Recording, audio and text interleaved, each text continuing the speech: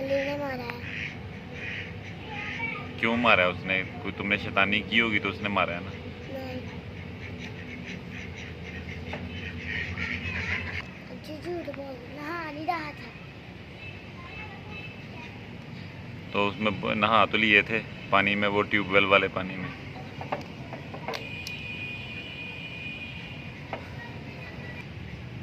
तो आगे भी है, आपने कहा था कि नहाएंगे, तो आगे ट्यूबवेल आया ही नहीं। तो आज वीडियो के लिए इतना ही। अल्लाह हाफिज़।